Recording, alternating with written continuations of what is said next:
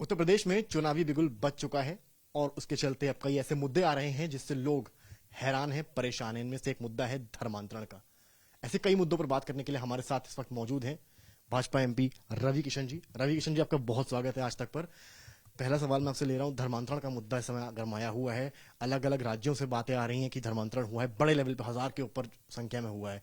आप कैसे देखते हैं इसको? देखिए, उत्तर प्रदेश सरकार को, प्रशासन को मैं धन्यवाद दूंगा कि उन्होंने मुहिम शुरू की, पकड़ा उन लोगों को। अब 5 राज्यों से और पकड़े गए हैं। खबर आ रही कि पूरे देश के हर राज्य में यह सिंडिकेट काम कर रहा है। ये अभी अभी अंदरूनी खबर मैं आपको बता रहा हूं। और ये लाखों की तादाद में और करोड़ों करोड़ों रुपए का फंड इनको विदेशों से आया हुआ है। इनका काम है कि हिंदुओं का नाश करो। इनका काम है इस सिंडिकेट का, हिंदुओं को जड़ से खत्म करो, क्योंकि एकमात्र देश है पूरे वर्ल्ड में जहां हिंदू ज्यादा बसते हैं। और ये बहुत बड़ी, इसमें विदेशी ताकतें ज्यादा लगी और विदेशों का पैसा है। ये बहुत बड़ा एक चिंता का विषय है इस वक्त हिंदुओं के लिए। पूरे देश का हिंदू इस वक्त चिंतित है कि क्या भविष्य होगा, कैसे जाएंगे, कैसे हमारे बच्चे होंगे, क्या हमारी जनरेशन को खत्म किया जा रहा है। आतंकवाद 2014 से यशस्वी प्रधानमंत्री नरेंद्र मोदी जी के बाद खत्म हुआ 99%। तो अब इस तरह से देश को जड़ों से खत्म करना है कि इस जात को खत्म कर दिया जाए जिसका नाम हिंदू है।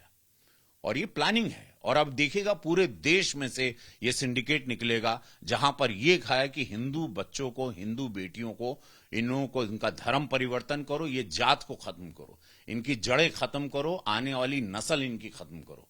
तो ये बहुत बड़ा एक अपराध इस देश में हो रहा है और इस मुद्दे को मैं डेफिनेटली सदन में उठाने वाला हूं और एक कठोरतम अपराध के रूप में इसको लिया जाएगा। इसकी कानूनी सजा बहुत बड़ी होगी। धर्मांतरण को लेकर कानून भी यूपी सरकार लाई थी, आपने देखा होगा। उसके बाद आपको क्या लगता है इसमें एडिशनल और भी कुछ चीजें करने की जरूरत है जिससे कि लगाम लगाई जा सके? इसको बहुत बड़े अपराध के, आप किसी की जिंदगी, किसी के धर्म को बर्बाद कर रहे हैं, किसी की जात को, उसके माता पिता, उसके परिवार के जाने बगैर, उसकी गरीबी या उसकी मजबूरी या साइकोलॉजिकल उसको अलग तरीके से उसका ब्रेन वॉश करके आप उसको ह्यूमन बॉम्ब बना रहे हो या उसको जो भी कर रहे हो या उसको एक डिफरेंट रिलीजन में ले जा रहे हो जो रिलीजन के बारे में उसको जीरो नॉलेज है। तो इससे बड़ा पाप क्या होगा? सर, यूपी में प्रतिद्वंदियों की जंग शुरू हो गई है। अजय कुमार लल्लू कह रहे हैं कांग्रेस जीत रही है, अखिलेश खुद को सीएम मान बैठे हैं। तो वहीं बसपा में कल मायावती ने कहा है कि बसपा ही सरकार बनाएगी। तो ये जो प्रतिद्वंदियों की जंग शुरू हो गई, इसको आप कैसे देख रही है? जिला पंचायत में जैसे अध्यक्ष के रूप में हम लोग 17 लोग निर्विरोध हुए, उसमें मेरी कॉन्स्टिट्यूंसी गोरखपुर भी थी। आप लोग देख लीजिएगा। ये उत्तर प्रदेश में हम घूमते हैं, मैं उत्तर प्रदेश का हूं, मैं यहां का सांसद हूं, तो मैं जमीनी सच्चाई बताऊं। मैं जमीनी इनका हीरो रहा हूं, सुपरस्टार रहा हूं। मैं कई सालों से गांव देहात घूमता हूं।